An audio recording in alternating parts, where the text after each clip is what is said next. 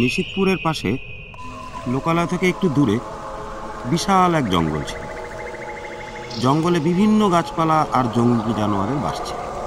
সাধারণত এই গভীর জঙ্গলের দিকে লোকজন খুব কম আসত। তবে জঙ্গলে লোকজন না যাবার প্রধান কারণ ছিল ভূত গাছ। গভীর অরণ্যের মাঝে ছিল এই ভূত গাছ। মাঝে বলা ভুল হবে, কারণ এটি তার জায়গা পরিবর্তন করতে পারত। এক জায়গা থেকে অন্য জায়গায় শিকারের সন্ধানে ঘুরে বেড়াত। জঙ্গলের কোথায় কখন যেই গাছটা আছে সে কেউই বলতে পারত না। আর এই গাছেই বাস করত একটা কিংবা দুটো নয়, 5-5টি ভয়ঙ্কর। যদি ভুল করে কোনো মানুষ এই গাছটার কাছে যেত, তাহলে গাছটির 5টা ভূতের মাথা 5টা ডালে অট্টহাসি দিয়ে আক্রমিত হতো। তারপর গাছটির দুপাশ থেকে দুটো রাক্ষসে হাত বের হয়ে মানুষটাকে ধরে খেয়ে নিত। আর যদি রাক্ষসে হাত দিয়ে মানুষটাকে ধরতে না পারত, তাহলে গাছটির রূপ পরিবর্তন করে তাকে ধাওয়া করে পায়ের নিচে পিষ্ট করে মেরে ফেলত। এই ভূত গাছের কারণে নিশিতপুরের এই জঙ্গলে সাধারণত লোকজন মনের ভুলেও কখনো যেত না। নিশিতপুরের পাশে সুভাষনগর নামে একটি ছোট্ট শহর ছিল। নান্টু, বল্টু আর লালটু সুভাষনগর হাই স্কুলে পড়ত। তারা ছিল খুব ভালো বন্ধু, একে অন্যের সাথে খুব গলায় গলায় ভাব। একদিন স্কুলের লাইব্রেরিতে বসে গল্পের বই পড়ছিল। হঠাৎ নান্টু বলল, জীবনটা না একঘেয়ে হয়ে উঠেছে, কোনো কিছুই ভালো লাগছে না। বইয়ের এই গল্পের মতো যদি কোথাও ঘুরে আসতে পারতাম, লোকালয় থেকে একটু দূরে, জন অরণ্যে, শহরের এই ট্রাফিক শাসন পেরিয়ে নীরবতায়, নীরবে কোনো এক সবুজের পাশে একটা টেন্ট করে রাত্রি যাপন করতাম, সঙ্গে প্রচুর মজা করতাম। কিরে নান্টু, তুই আমার মনের কথাটাই কিভাবে বললি? আমারও না একঘেয়ে কিছুই ভালো লাগছিল না, কোথাও থেকে ঘুরে আসতে মন চাইছে খুব। তোদের দুইজনের যখন একই ইচ্ছে, তখন চল একটা দুর্দান্ত প্ল্যান করি আর সবাই মিলে একদিনের জন্য ঘুরে আসি। কিন্তু আমরা যাবোটা কোথায়? আমাদের আশেপাশে কি এমন জায়গা আছে? অত চিন্তা করার কি আছে, আমাদের কাছেই তো রয়েছে নিশিতপুরের পাশে লোকালয়ের থেকে একটু দূরে এক জঙ্গল আছে, আমরা সেখানে যাব। না বাবা, সেখানে যাওয়া যাবে না। শুনেছি ওই জঙ্গল নাকি ভয়ঙ্কর রহস্যময়। অন্য কোথাও চল না। কোনো ভয়ঙ্কর টয়ঙ্কর নয়, সব বাজে কথা। আর আমরা তো জঙ্গলের খুব গভীরে যাব না, এক কোনায় টেন্ট খাটিয়ে আগুন জ্বালিয়ে খুব মজা করব। চল না, কোনো ভয় নেই। ঠিক আছে, আমরা পরশুদিন সকালে সবাই ওই জঙ্গলের উদ্দেশ্যে রওনা দেব। 12টা বাজার আগে সবাই বড় রাস্তার পাশে গাছটার নিচে দাঁড়াবি। ওখান থেকেই আমরা যাত্রা শুরু করব। সেদিনকার মতো সবাই স্কুল থেকে বাড়িতে ফিরে আসে এবং পরের দিন সকাল সকাল 3 বন্ধু তাদের বাড়ি থেকে বেরিয়ে যায়। বাড়ি থেকে বেরিয়ে যথারীতি পূর্ব নির্ধারিত জায়গায় মিলিত হয়। বড় রাস্তার পাশে গাছটার নিচে সবাই একসঙ্গে হয়ে জঙ্গলের উদ্দেশ্যে রওনা দেয়। অনেক রাস্তা পেরিয়ে সন্ধ্যের আগে বিকেলের দিকে সবাই গিয়ে ওই জঙ্গলের কাছে পৌঁছায়। ঠিক সময় মতোই পৌঁছে গেছি। এখন তাড়াতাড়ি সন্ধে হবার আগেই আমাদের টেন্ট লাগিয়ে ফেলতে হবে, আর অবশ্যই আগুনের ব্যবস্থা করতে হবে, বুঝলি? জঙ্গলি জানোয়ারের কথা কিচ্ছু বলা যায় না। সে কি রে, শেষ পর্যন্ত হিংস্র পশুর আক্রমণে মারা যাব? ওরে বাবা, তার থেকে ভালো এখনই চল পালিয়ে যাই। আরে দাঁড়া দাঁড়া, আমি শুনেছি আগুন জ্বালিয়ে রাখলে নাকি বন্য জন্তুরা আসে না। আমাদের তো আগুন জ্বালানো থাকবে, তাই ভয়ের কোনো কারণই নেই।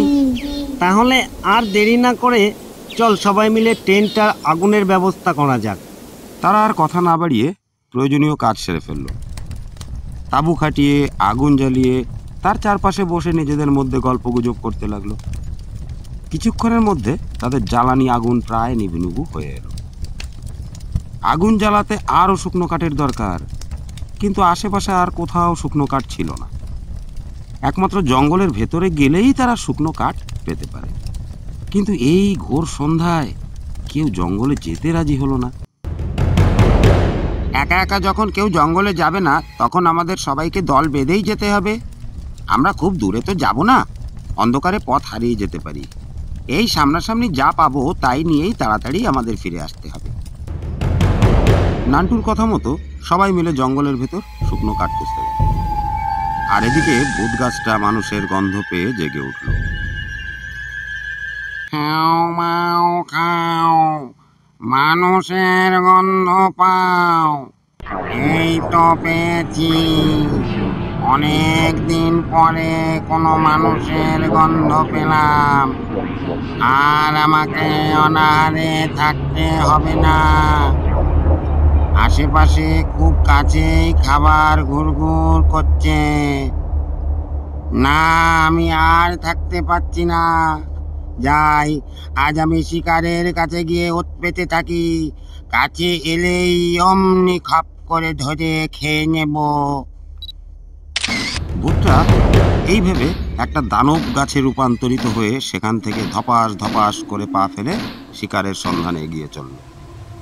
কিছু দূর গিয়ে ভূত গাছটা সাধারণ গাছে রূপান্তরিত হয়ে শিকারের আশায় লুকিয়ে রইল। এদিকে নান্টু, বল্টু আর লালটু শুকনো কাঠ খুঁজতে খুঁজতে জঙ্গলের অনেক গভীরে চলে গেল। হঠাৎ করে যেন তাদের চারপাশের পরিবেশ রহস্যজনকভাবে বদলে গেল। ঝিঝি পোকা এক নাগাড়ে আওয়াজ করে চলেছে। এর সঙ্গে দূর থেকে শোনা যায় নেকড়ের অস্পষ্ট আওয়াজ। চারিদিকে হঠাৎ কুয়াশার মতো ধোঁয়ার চাদর তাদেরকে গ্রাস করে নিল। শোনা যায় বাদুড়ের কিচিরমিচির আর নিশি পেঁচার ডাক। চারিদিকে ভয়ের আবহ সৃষ্টি হয়েছে। কোথা থেকে হঠাৎ এক আচমকা হাওয়া এসে কুয়াশার চাদর উড়িয়ে নিয়ে গেল। কুয়াশা সরতেই এক বিকট ভৌতিক হাসিতে তিন বন্ধু হতচকিত হয়ে উঠল আর সামনে তাকিয়ে গাছটাকে দেখতে পেল। হাসির শব্দটা গাছটার দিক থেকেই আসছে। নান্টু, বল্টু আর লালটু ভয় পেয়ে সেখান থেকে পালাতে যাবে এমন সময় ভূত গাছটা ভুতুড়ে এক হাসি হেসে উঠল। কোথায় পালাবি? পালাবার কোনো পথ নেই। এটা আমার জঙ্গল। এই জঙ্গলের যেখানেই যাবি সেখানেই আমার অবস্থান। আমার এই চক্রব্যূহ থেকে বেরোবার পথ একমাত্র মৃত্যু। অনেক দিন হয়ে গেল কিছুই খাইনি। তোদের খেয়ে আজ আমি উদর পূর্তি করব। এই বলেই গাছভূতটা তার ভৌতিক দানবীয় দুই হাত দিয়ে তাদেরকে ধরতে গেল। আতর্কিত আক্রমণে নান্টু, বল্টু আর লালটু প্রথমে দিশেহারা হয়ে পড়ে। নান্টু আর বল্টু দানবীয় হাতের কবল থেকে নিজেদের বাঁচাতে পারলেও লালটু নিজেকে বাঁচাতে পারল না। লালটুকে ভূতটা জাদু দড়ি দিয়ে বেঁধে ফেলে। লালটুকে ভূতটা খেতে যাবে এমন সময় ভয়ে ভয়ে সে বলল, আরে দাঁড়াও, আমার কথাটা শোনো। এই আমাকে খেয়ে তোমাদের পাঁচজনের কিছুই হবে না। তার থেকে একটু দেরি করে খাও। আমার দুই বন্ধু নিশ্চয়ই আমাকে খুঁজতে আসবে। তখন গাছভূতটা তাকে বেঁধে রাখে আর ভাবে, এই তো অনেক দিন পর একটা শিকার ধরেছি, কিন্তু আমার এই একটা শিকারে তো সত্যিই কিছু হবে না। ছোড়াটা তো ঠিকই বলেছে, এখন একে খাওয়া যাবে না। তার থেকে আমি একে বেঁধে রেখে দিই। বাকি দুইজন নিশ্চয়ই একে বাঁচাতে আসবে। তখন আমি বাকি দুজনকেও পাকড়াও করব।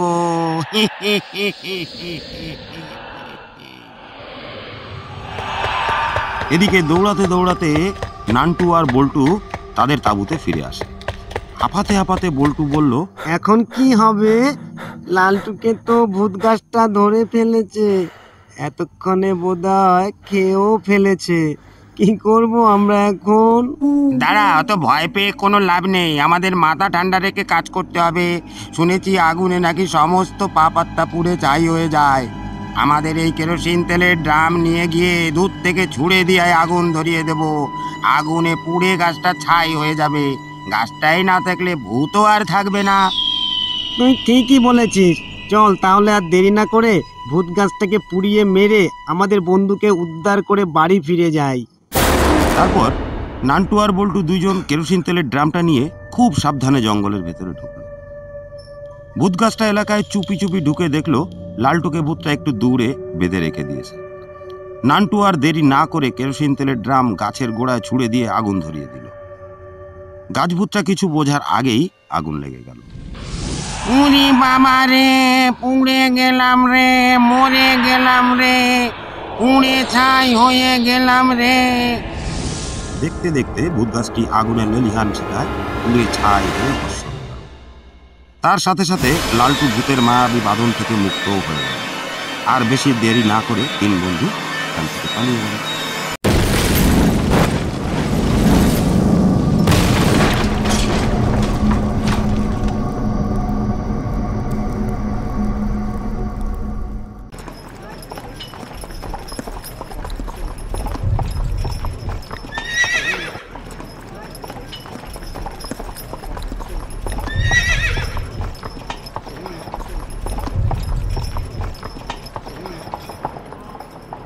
অনেকদিন আগে এক দেশে একটা সুন্দরী রানী ছিল, কিন্তু সেই দেশে কোনো রাজা ছিল না।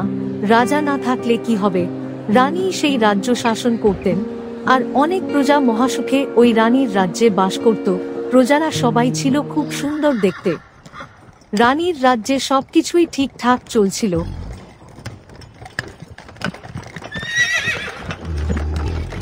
হঠাৎ একদিন রাতের বেলায় ঘুম ভেঙে যায় রানীর। বিছানা থেকে উঠে জানালার কাছে আসতেই রানী দেখে একটা বাচ্চা বাইরে বসে কান্না করছে।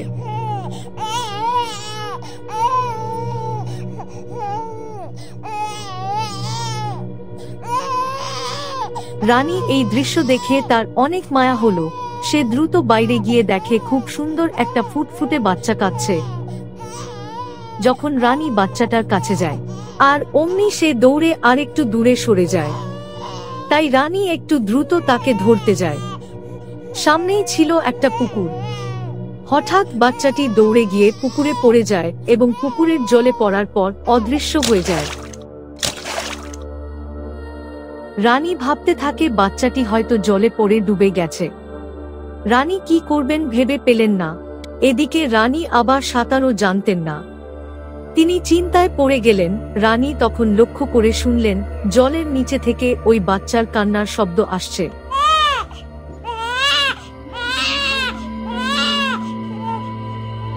বাচ্চাটার কান্না শুনে রানীর তখন এতটাই দয়া মায়া হচ্ছিল যে সে নিজেই পুকুরে নেমে পড়ে।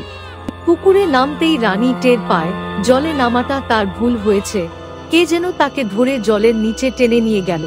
রানী খেয়াল করে দেখলেন এটাই তো ওই বাচ্চাটা। হঠাৎ বাচ্চাটা একটা ভয়ানক পেতনিতে রূপ নেয়। রানী ভয়ের কারণে বোবা হয়ে গিয়েছিল, কথাই বের হচ্ছিল না। হঠাৎ পেতনিটা বলতে থাকে, তুই কত সুন্দরী রানী, দেখতে তুই কত সুন্দর, আর আমাকে দেখ, মানুষ আমাকে দেখে ভয় পায়। আমি তো রূপ ধারণ করব।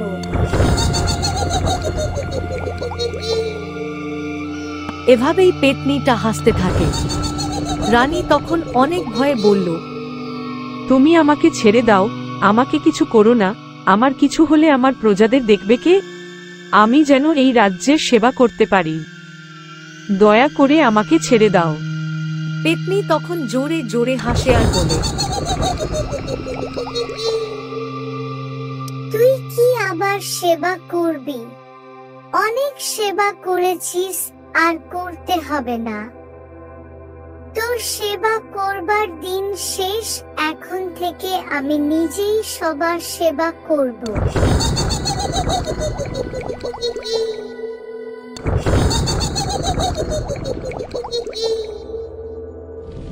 এই বলে পেতনিটা রানীকে জলের নিচে বন্দি করে রক্ত খেয়ে মেরে ফেলে।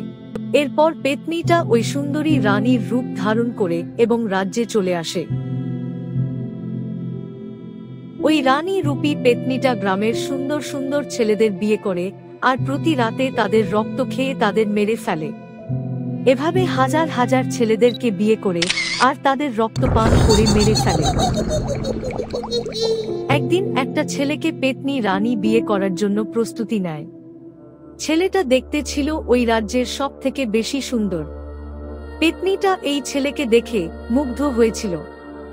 তারপর রানী যখন তাকে বিয়ের প্রস্তাব দিল, ছেলেটা রানী রূপী সুন্দর পেতনিটাকে দেখে বিয়ে করতে রাজি হলো। মহা ধুমধামে তাদের বিয়ে সম্পন্ন হলো। বিয়ের পর রাক্ষসের পেতনির ফুলসজ্জার রাতে অনেক রক্ত পিপাসা অনুভূত হয়, কিন্তু তখন পেতনিটা কোথাও রক্ত পাচ্ছিল না। হঠাৎ একটা ইঁদুর দেখে পেতনিটা আর লোভ সামলাতে পারল না।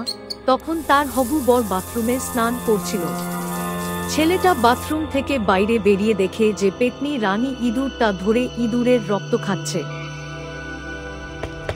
এভাবে ছেলেটা তার আসল রূপ দেখে ফেলে। সেখান থেকে ছেলেটা কোনোভাবে পালিয়ে যায়। এরপর ছেলেটা ভীষণ চিন্তিত হয়ে পড়ে। ছেলেটা একটা তান্ত্রিকের কাছে যায়। তখন তান্ত্রিক এসে পেতনিটাকে বোতলে পুরে নিয়ে যায়। এরপর থেকে ওই রাজ্যের রাজা হয় এই সুদর্শন যুবকটি, এবং রাজ্যের সবাই আবার শান্তিতে বসবাস করতে থাকে।